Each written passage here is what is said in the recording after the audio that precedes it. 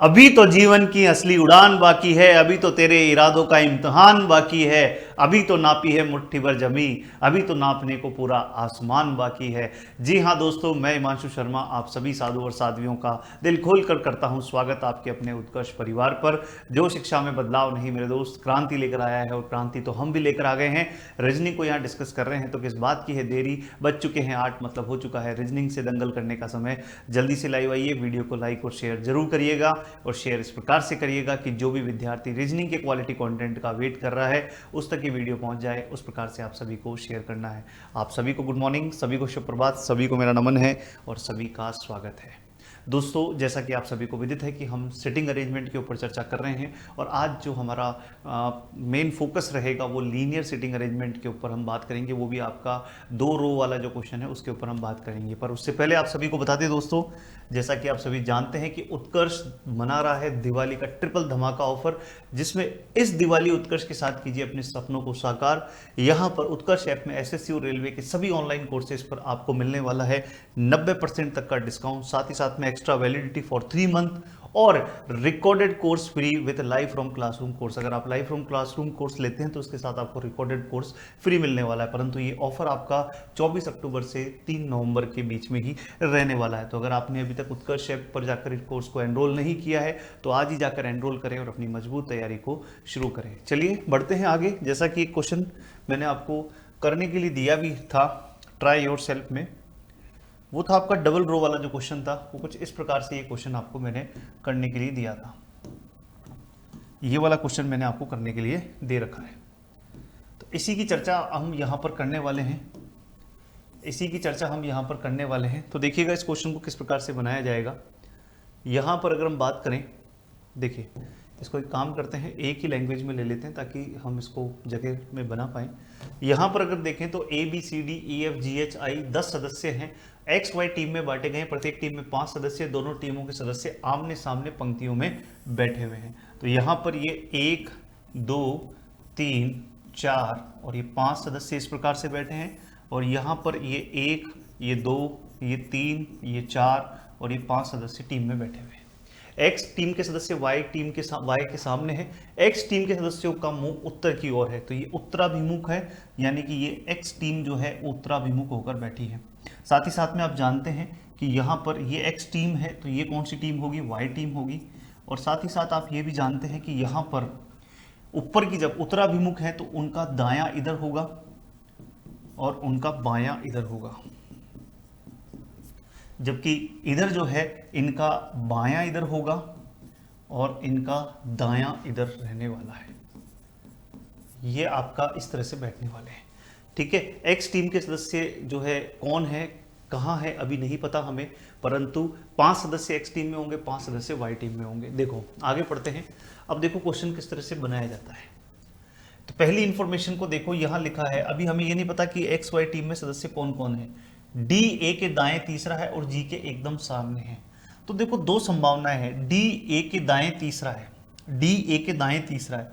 अगर ए को नीचे वाली पंक्ति में मानते हो तो ए को अगर नीचे वाली पंक्ति में मानते हो तो ए का दायां इधर होगा, तो डी ए के दाएं तीसरा, पहला दूसरा और तीसरा, डी ए के दाएं तीसरा है, और यही डी जो है वो जी के एकदम सामने है। यहां पर यही आपका इस प्रकार से भी हो सकता है कि अगर ए ऊपर वाली पंक्ति में हुआ तो डी ए के दाएं तीसरा है, तो पहला दूसरा और तीसरा डी ए के दाएं तीसरा है, डी ए के दाएं तीसरा है, डी ए के दाएं तीसरा है और जी के एकदम सामने है। तो यहां पर ये जी के एकदम सामने है, ये बन गया जी के एकदम सामने है, ठीक है। फिर उसके बाद में अगर हम देखें तो बी जी के एकदम दाएं है, बी जी के एकदम दाएं है। तो अगर इस डायग्राम में देखें तो बी जी के एकदम दाएं है, तो जी का दायां इधर होगा, तो बी जी के एकदम दाएं है। अगर इसमें देखें तो बी जी के एकदम दाएं है, तो बी जी के एकदम दाएं बैठा है, और उसका मुंह दक्षिण की ओर है। तो बी का मुंह किधर की ओर है, दक्षिण की ओर है। तो बी का मुंह देखो इधर दक्षिण में आ रहा है, जबकि इधर किस में आ रहा है, उत्तर में आ रहा है। यानी कि ये केस क्या हो जाएगा, कैंसिल हो जाएगा, और ये वाला केस क्या हो जाएगा, करेक्ट हो जाएगा। ये वाला केस कैंसिल हो जाएगा और ये वाला केस क्या हो जाएगा, करेक्ट हो जाएगा, ठीक है। उसके बाद में देखें एच बी के दाएं को तीसरा है, एच बी के दाएं को तीसरा है, तो एच बी के दाएं को तीसरा, तो इधर चलेगा दायां, तो पहला, दूसरा और तीसरा, एच बी के दाएं को तीसरा है। और अगर अब आप ध्यान से देखें तो आपको समझ में आएगा कि 1 2 3 4 5 लोग हो चुके हैं। तो यहां पर देखो एच यहां आएगा, 1 और 2 छोड़कर बी यहां आ जाएगा और जी यहां आ जाएगा, जी के सामने डी यहां आ जाएगा, 1 और 2 छोड़कर ए यहां आ जाएगा। मेन डायग्राम में बैठ गए हैं। ठीक है, एच बी के दाएं को तीसरा है और एच जो है एफ के ठीक सामने है। तो एच जो है वो किसके सामने, एफ के सामने है, तो एफ यहां आ जाएगा। सी ए और ई के बीच में बैठा है, तो सी ए और ई के बीच में बैठा है, तो सी ए और ई के बीच में बैठा है और आई के सामने है। तो सी किसके सामने है, आई के सामने है। एक व्यक्ति बचा है और एक ही सीट बची है, वो कौन है, जे। तो यहाँ पर जे आपका इस प्रकार से बैठ जाएगा। तो ये डायग्राम आपको देखने को मिलने वाला है। तो आपने इस क्वेश्चन को ट्राई किया होगा तो ये डायग्राम आपका बनकर आया होगा। इसने पूछा है डी से पहले कौन बैठा है। तो डी से पहले कौन बैठा है, तो देखो डी एकदम अंत में है, तो डी से पहले कौन है, ई। तो डी से ठीक पहले कौन बैठा है, तो इस क्वेश्चन का आंसर आ जाएगा ई, यानी कि D option is the correct answer. Next question है सी के बाएं दूसरा कौन है। इसमें पूछा है सी के बाएं दूसरा कौन है। तो सी के बाएं दूसरा कौन है, तो देखो सी ये रहा। तो सी के बाएं दूसरा, बाएं इधर चलेगा पहला और दूसरा, तो सी के बाएं दूसरा कौन है, तो सी के बाएं दूसरा एफ है, यानी कि ए ऑप्शन जो है इसका सही आंसर देखने को मिलेगा। आगे बढ़ते हैं, ए के दाएं को दूसरा, ए के दाएं के दूसरे स्थान पर कौन बैठा है। तो ए के दाएं दूसरे स्थान पर कौन बैठा है, तो ए के दाएं दूसरे स्थान पर ये रहा, ए के दाएं दूसरे स्थान पर ई बैठा है। ए के दाएं दूसरे स्थान पर कौन बैठा है, ई बैठा है, यानी कि सी ऑप्शन जो है इसका सही आंसर आपको देखने को मिलेगा। आई के दाएं को दूसरे स्थान पर कौन खड़ा है, तो आई के दाएं को दूसरे स्थान पर कौन है, तो आई के दाएं को दूसरे स्थान पर कौन है, ये रहा आई, और आई का दाएं इधर होगा पहला और दूसरा, तो आई के दाएं दूसरे स्थान पर कौन है, एच। ये इसका सही आंसर आएगा। और इसी तरह से आपसे पूछा है बी के तुरंत बाएं कौन है, तो बी के तुरंत बाएं कौन है, तो बी के तुरंत बाएं, तो बी के तुरंत बाएं कौन है, जी है। तो बी के तुरंत बाएं जी आपको देखने को मिलेगा, यानी कि बी ऑप्शन इसका करेक्ट आंसर आएगा। तो ये आपका जो था क्वेश्चन, इसका आंसर हमने बता दिया है। अगला क्वेश्चन, बिल्कुल ठंडा दिमाग रखते हुए अगले क्वेश्चन को पढ़िएगा। 5 मिनट का समय दे रहा हूँ, क्वेश्चन को पढ़िए, डायग्राम बनाइए इसका, और फिर हम इसकी चर्चा करेंगे। ठीक है जी, ये इससे ज़्यादा जूम हो नहीं पाएगा मुझसे, नहीं तो ये फट जाएगा क्वेश्चन आगे। तो यहाँ पर ये आपका क्वेश्चन है, 5 मिनट का समय दे रहा हूँ ताकि आप क्वेश्चन को पूरा एनालिसिस ढंग से कर सकें। ठीक है, तो चलिए बनाना शुरू करिए। इस क्वेश्चन का क्या आंसर बनने वाला है, बनाइए।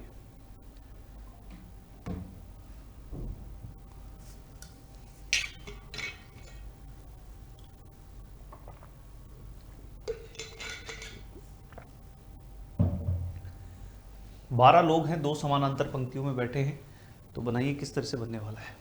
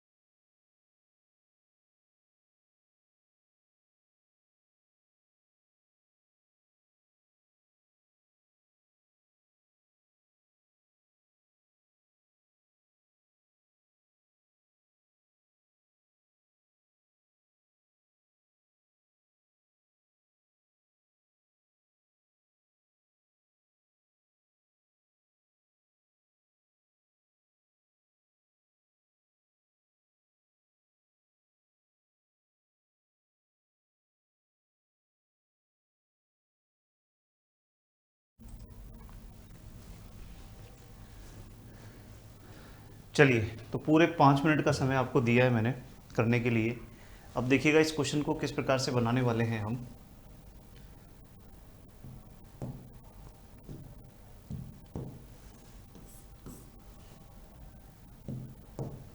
देखिए, 12 लोग दो समानांतर पंक्तियों में, प्रत्येक पंक्ति में 6 लोग इस प्रकार बैठे हैं कि अगल बगल के व्यक्ति एक दूसरे से समान दूरी पर है। तो यहाँ पर ये आपका सबसे पहले तो 12 लोग हैं। ये 1 2 3 4 5 और ये 6। ये 1 2 3 4 5 और ये 6 लोग हो गए। पंक्ति 1 में PQRS TV बैठे हैं और सभी का मुंह दक्षिण की ओर है। तो ये पंक्ति 1 यहाँ पर है और इसमें जो लोग बैठे हैं वो कौन कौन है, PQRS T और V बैठे हैं और इनका मुंह दक्षिण की ओर है। और पंक्ति 2 में अगर हम बात करें तो पंक्ति 2 में कौन कौन बैठे हैं, पंक्ति 2 में बैठे हैं ABCDEF और इनका मुंह उत्तर की ओर है। ABCDEF ये बैठे हैं और इनका मुंह उत्तर की ओर है। ठीक है, इसके बाद में आपको एक बात समझ में आती है कि यहाँ पर इधर इनका यहाँ पर लेफ्ट चलेगा और इधर राइट चलेगा, जबकि इधर वालों के लिए ये राइट होगा और ये क्या होगा, लेफ्ट होगा। इतनी तैयारी हमने कर ली है। अब देखो PT के बाएं को तीसरे स्थान पर है, PT के बाएं को तीसरे स्थान पर है, तो P और T इस वाली पंक्ति से रिलेटेड है। तो PT के बाएं को तीसरे स्थान पर, तो बायां यूं चलेगा। तो देखो यहाँ पर इसको इधर बना रहा हूँ, PT के बाएं को तीसरे स्थान पर है, पहला दूसरा और तीसरा। और न तो P और न ही T, न तो P और न ही T पंक्ति के अंतिम छोर पर है, न तो P न ही T पंक्ति के अंतिम छोर पे P और T यहाँ नहीं आएंगे। तो इसका मतलब देखो 1 2 3 और 4 लगातार 4 सीट यहीं पर है। तो T यहाँ बैठेगा 1 और 2 छोड़कर, P यहाँ बैठेगा, और कोई संभावना हो ही नहीं सकती, यहाँ पर और कोई संभावना बैठ ही नहीं सकती। ठीक है, तो इसका मतलब ये वाला डायग्राम, जो ये वाली लाइन थी, ये तो हमने डायग्राम के अंदर बिठा दी है। फिर लिखा है A E के दाएं को दूसरे स्थान पर बैठा है, न तो A और न ही E T या P के सामने है। तो A E के दाएं को, तो अब दायां किधर चलेगा, इधर चलेगा इसमें, क्योंकि नीचे वाली पंक्ति से रिलेटेड है। तो यहाँ पर A E के दाएं को दूसरे स्थान पर है, A E के दाएं को दूसरे स्थान पर है, ये A E के दाएं को दूसरे स्थान पर है, न तो A और न ही E T या P के सामने है। तो न तो A और न ही E, न तो A न ही E T या P के सामने है। ये हो गया। A किसी अंतिम छोर पर भी नहीं बैठा है, तो A यहाँ पर भी नहीं हो सकता, A यहाँ पर भी नहीं हो सकता। A के बैठने के लिए 2 संभावना है, A या तो यहाँ बैठेगा या फिर यहाँ बैठेगा। अगर A यहाँ बैठता है तो एक छोड़कर E यहाँ बैठाना पड़ेगा, जो कि संभव नहीं है। इसका मतलब ये हुआ कि A कहाँ बैठेगा, यहाँ बैठेगा, और एक छोड़कर E यहाँ बैठेगा, यही बैठ सकता है। तो इसका मतलब ये जो दूसरी वाली लाइन है, ये भी आपने कहीं ना कहीं बिठा दी है, और आप इनको अब हटा सकते हो, क्योंकि ये सब जो है काम हो चुका है, इनका यूज़ अब नहीं है। ठीक है, उसके बाद में देखें R A के सामने नहीं है, तो R A के सामने नहीं है, तो R A के सामने यहाँ नहीं आना चाहिए, R A के सामने नहीं आएगा। और R पंक्ति के अंतिम छोर पर भी नहीं है, R पंक्ति के अंतिम छोर पर भी नहीं है। तो फिर R के लिए एक ही सीट बची है, R यहाँ बैठ जाएगा। R बैठा, इसको हटा दो, क्योंकि अब R की जरूरत भी नहीं है, वो बैठ चुका है। F और C के बीच में एक व्यक्ति बैठा है, F और C के बीच में एक व्यक्ति बैठा है। तो F और C के बीच में एक व्यक्ति बैठा है, न तो F और न ही C T के सामने है, न तो F और न ही C T के सामने है। तो F और C के बीच में एक व्यक्ति ऐसे ही बैठ पाएगा कि F और C, C और F, इनके बीच में एक व्यक्ति बैठेगा, तो वो यहीं बैठेगा ना। ठीक है, फिर आगे लिखा है C किसी अंतिम छोर पर भी नहीं है, तो C किसी अंतिम छोर पर भी नहीं है, तो C यहाँ आएगा और F यहाँ आएगा, ये बैठ गया। V और Q के बीच में एक व्यक्ति बैठा है, तो V और Q के बीच में एक व्यक्ति बैठा है, तो V और Q यहाँ आ सकते हैं, क्योंकि यहाँ V और Q के बीच में 2 व्यक्ति फंसेंगे। तो V और Q के बीच में एक व्यक्ति बैठा है, V और Q के बीच में एक व्यक्ति बैठा है। F B के बगल में नहीं है, F B के बगल में नहीं है, तो B यहाँ आ जाएगा। तो इस पंक्ति का काम तो हो गया। A B C D बचा है, वो यहाँ बैठ जाएगा। एक पंक्ति लास्ट में लिखा है A V के सामने नहीं है, तो A V के सामने नहीं आएगा, तो यहाँ पर Q आ जाएगा, और यहाँ पर कौन आ जाएगा, V आ जाएगा। ये आपके 6 के 6 लोग जो हैं यहाँ पर बैठ चुके हैं, बस एक व्यक्ति बचा है, तो वो यहाँ बैठेगा। तो P Q R S, S बचा है, वो S यहाँ बैठ जाएगा। तो ये आपका कंप्लीट इसका डायग्राम आपको देखने को मिलेगा, ये बनने वाला है। ठीक है, तो यहाँ पर आप चेक कर सकते हैं ये डायग्राम क्या आप लोगों का यही बन रहा था या नहीं। अब आपसे जो क्वेश्चन पूछा है कि यहाँ पर निम्नलिखित में से कौन सा संबंध में जो कथन है वो सत्य है? तो यहाँ पर डायग्राम 1 2 3 4 5 और 6, 1 2 और 3 4 5 और 6, तो यहाँ जो क्रम है VTQ RPS, VTQ RPS EBA CDF ये है। तो VA के सामने है, क्या ये सही है? क्या VA के सामने है? VE के सामने है, ये गलत हो गया। TV के बगल में नहीं बैठा है, तो TV के बगल में नहीं बैठा है, TV के बगल में ही तो बैठा है, तो ये भी गलत हो गया। C के सामने है जो V के बाएं दूसरा है, C के सामने है जो V के बाएं दूसरा है, नहीं वो V के दाएं क्या है? तीसरा है, तो ये V के बाएं तीसरा है, तो ये भी गलत हो गया। V पंक्ति के अंतिम छोर पर बैठा है, हाँ ये वाली बात सही है, तो डी ऑप्शन जो है यहाँ करेक्ट आंसर देखने को मिलेगा इस क्वेश्चन का। निम्नलिखित में से कौन से व्यक्ति पंक्ति के अंतिम छोर पर बैठे हैं? तो पंक्ति के अंतिम छोर पर दो पेयर हैं, V और S और E और F, तो यहाँ V और S जो है ये आ जाएगा, क्योंकि E और F ऑप्शन में नहीं है, तो V और S आ जाएगा। निम्नलिखित में से B के सामने कौन है? तो B के सामने कौन है? तो यहाँ अगर आप देखें तो B के सामने कौन बैठा है? तो B के सामने T बैठा है, तो B के सामने T आ जाएगा। तो B के सामने कौन बैठा है? T बैठा है। E option is the correct answer. इसके अलावा यहाँ पर पूछा है B और D के बीच में कितने व्यक्ति बैठे हैं? तो B व D के बीच में कितने व्यक्ति बैठे हैं? तो B व D के बीच में दो व्यक्ति बैठे हैं। तो B व D के बीच में कितने व्यक्ति बैठे हैं? दो व्यक्ति बैठे हैं। बी ऑप्शन जो है इसका सही उत्तर आपको देखने को मिलेगा। ठीक है जी, तो ये आपका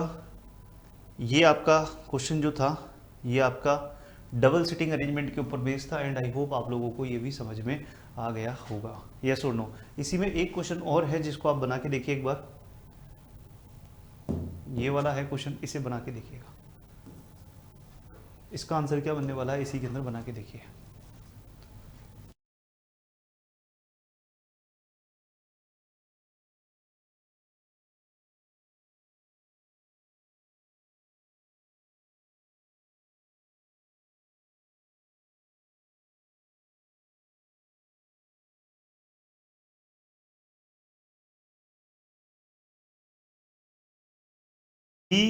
V से ठीक वैसे ही संबंधित है जैसे Q का C से संबंध है। तो यहाँ ये 1 2 3 4 5 और 6, ये 1 2 3 4 5 और 6। ठीक है, तो यहाँ अगर आप देखें तो जो क्रम मिल रहा था आपको VTQ RPS ये देखने को मिल रहा है, और इधर जो आपको देखने को मिल रहा है EBA CDF। ठीक है, तो यहाँ पर आपसे पूछा है जैसे B का संबंध V से है, तो B का संबंध V से किस प्रकार से है? ये B का संबंध V से है ना। उसी प्रकार Q का संबंध किससे है? C से है, तो Q का संबंध C से है। डायगोनली जो है वो आपको देखने को मिल रहा है। तो P का संबंध किससे होगा? तो P का संबंध किससे होगा? F से होगा। डायगोनल रिलेशनशिप है, डायगोनल यानी विकर्णवर्त जो है वो आपके यहाँ पर ये बैठे हुए नजर आ रहे हैं। विकर्णवर्त आपको ये बैठे हुए नजर आ रहे हैं। ठीक है, तो ये आपका क्वेश्चन जो था ये इसी के ऊपर बेस्ड था। अब ये जो अगला क्वेश्चन आप देख रहे हैं यहाँ पर, ये अगला क्वेश्चन आप लोगों को यहाँ पर ट्राई करना है, और ये आपका ट्राई योरसेल्फ में रहेगा ये क्वेश्चन आप लोगों के लिए। तो इसी के साथ में आपका सिटिंग अरेंजमेंट समाप्त हो गया है दोस्तों। ये क्वेश्चन आप लोग बनाइएगा, कोशिश करिएगा, इसके साथ झगड़ा करिएगा। क्वेश्चन के साथ में लंबा चौड़ा क्वेश्चन है, टाइम दे रहा हूँ पूरा, और इसी के साथ में आपका सिटिंग अरेंजमेंट लीनियर और सर्कुलर दोनों के साथ में यहाँ पर समाप्त हो गया है। जैसा कि आप सभी को बताया था मैंने कि हम जो पढ़ रहे थे वो था आपका सिटिंग अरेंजमेंट,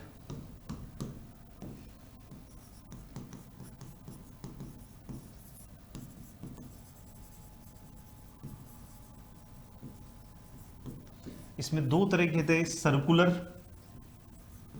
और लीनियर, और मैंने दोनों ही अच्छे लेवल तक ले जाकर आपके यहाँ पर समाप्त किया। आपके एग्जाम में जो अभी मैंने लास्ट में क्वेश्चन दिया, इस लेवल तक का क्वेश्चन संभावना नहीं है कि इतना कठिन जो है वो इस लेवल तक का क्वेश्चन आपके पूछे, परंतु मैंने फिर बोलता हूँ बार बार कि अगर आप इस लेवल के क्वेश्चन बनाना सीख जाओगे तो आपको सिटिंग अरेंजमेंट और जो अंदर से डर है वो बिल्कुल समाप्त हो जाएगा। अब सिटिंग अरेंजमेंट का आने तो कैसा भी क्वेश्चन आएगा हम संभाल लेंगे, वो एक कॉन्फिडेंस आएगा, और जब वो कॉन्फिडेंस आएगा तो एग्जाम में वो कम समय के अंदर भी आप क्या कर पाएंगे, उस क्वेश्चन को सही कर पाएंगे। वो एक घबराहट जो वो नहीं होगी, तो आप अपनी जो है नर्व्स को जो है कंट्रोल में कर पाएंगे। तो इस क्वेश्चन को ट्राई करिएगा और इस क्वेश्चन का आंसर जो है कमेंट बॉक्स में आप बताइएगा, ठीक है जी। तो इसी के साथ में आपका ये, और इसी में ये वाला क्वेश्चन एक ट्राई और सेल्फ में भी डाल लीजिए, इसी का ही क्वेश्चन है ये, कि जब आप डायग्राम बनाओ तो फिर एक क्वेश्चन भी करके देख लीजिएगा। इसी के साथ में सिटिंग अरेंजमेंट समाप्त हो गया दोस्तों। नेक्स्ट क्लास से हम जो है पजल टेस्ट, पहेली परीक्षण, जो इसी के जैसा एक चैप्टर है, इसी का भाई है, अगर आपने इसमें दिमाग लगाना सीख लिया तो उसमें भी आपको बड़ा मजा आने वाला है। जाने से पहले दोस्तों एक बार आपको फिर से बता दें, जैसा कि आप सभी जानते हैं कि उत्कर्ष के ऊपर चल रहा है दिवाली का ट्रिपल धमाका, तो इस दिवाली उत्कर्ष के साथ कीजिए अपने सपनों को साकार। जी हाँ दोस्तों, उत्कर्ष ऐप में एसएससी और रेलवे के सभी ऑनलाइन कोर्सेज पर मिल रहा है 90% तक का डिस्काउंट, साथ ही साथ में एक्स्ट्रा वैलिडिटी 3 मंथ की, और रिकॉर्डेड कोर्स फ्री, जो कि अगर आप लाइव फ्रॉम क्लासरूम कोर्स लेते हैं तो उसके साथ में रिकॉर्डेड कोर्स आपका फ्री रहने वाला है। परंतु ये ऑफर 24 से लेकर 3 नवंबर के बीच में ही रहने वाला है। तो उत्कर्ष ऐप पर जाएं, अपने कोर्स को एनरोल करें और अपनी मजबूत तैयारी को शुरू करें। तो मिलते हैं दोस्तों नेक्स्ट लेक्चर में, तब तक अपना ध्यान रखिए, स्वस्थ रहिए, मस्त रहिए, ज़बरदस्त रहिए। जय हिंद, जय भारत।